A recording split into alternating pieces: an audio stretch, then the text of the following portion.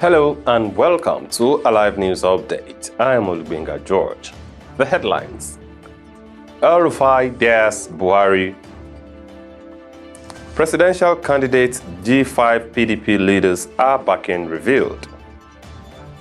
US woos India displays F-35 bombers. And in sports, fan admits pitch assault on Arsenal goalkeeper.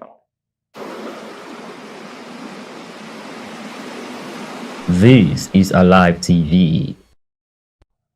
Now the news in detail.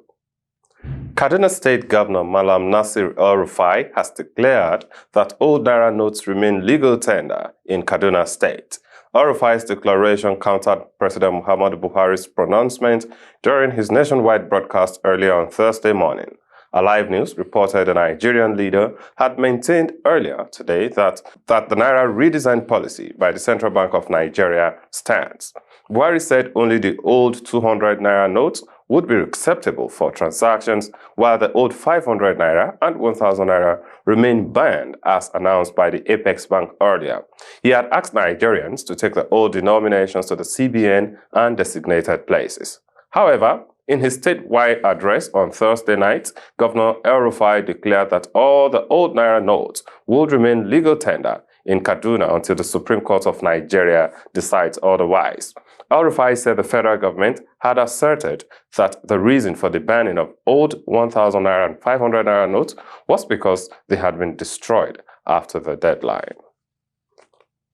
Now, Wike is not alone in the support drive for Tinubu. A former governor of Ekiti State, Ayodele Fayose, has also elected to back the former Lagos State governor. On their part, the Benue State Governor Samuel Otom, former Ondo State Governor Olusegun Mimiko, his Cross River State counterpart Donald Duke, former Deputy National Chairman of the party, Chief Bode George, and former Senate President Ayim Pius Ayim have enlisted support for Peter Obi, the presidential candidate of the Labour Party. The Oyo State Governor, Seyi Makinde, and the Abia State Governor, Okezie Ikpeazu, have remained undecided on who to back despite the election only days away. In contrast, the Enugu State Governor, Ifeanyi Ugwuanyi, has returned to the candidate of his party, Atiku, whom he warmly received recently in the state for a presidential rally. Meanwhile, Otom on Thursday announced the presidential candidate of the Labour Party as his preferred presidential candidate. Alive News learned that Otom, during a town hall meeting, revealed that he is working for Obi in the state.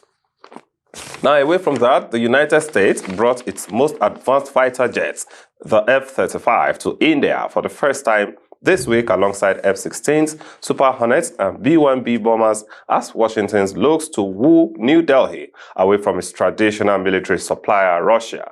India, desperate to modernize its largely Soviet-era fighter jet fleet to boost its air power, is concerned about Russian supply delays due to the Ukraine war and faces pressure from the West to distance itself from Moscow.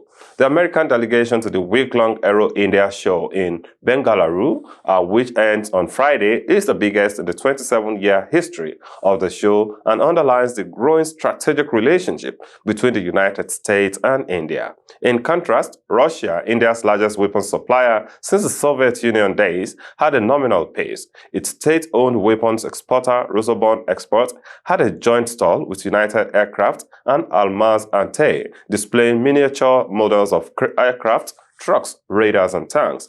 At previous editions of the show, Rosoboron Export had a more central position for its stall, although Russia has not brought a fighter jet to Bengaluru for a decade after India began considering more European and US fighter jets. Boeing, BAN FA-18 Super Hornets have already entered the race to supply fighter jets for the Indian Navy's second aircraft carrier, and Lockheed Martin's F-21, an upgraded F-16 design for India unveiled at Aero India in 2019, are also being offered to the Air Force.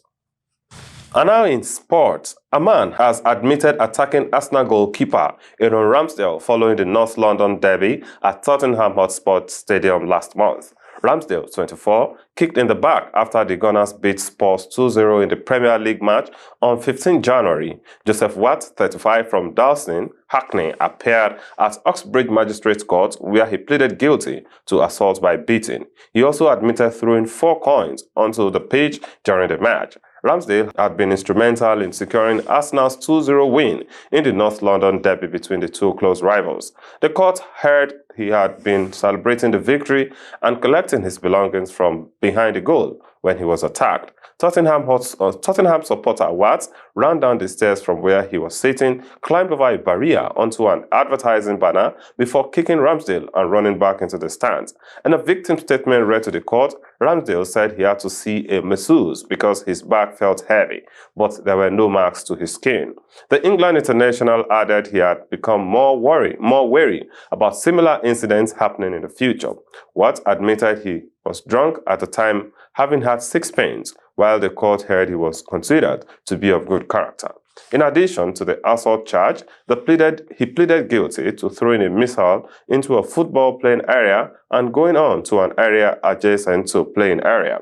Shortly after the attack, Tottenham said the fan would face an immediate ban. The Professional Footballers Association and the Football Association also condemned what happened.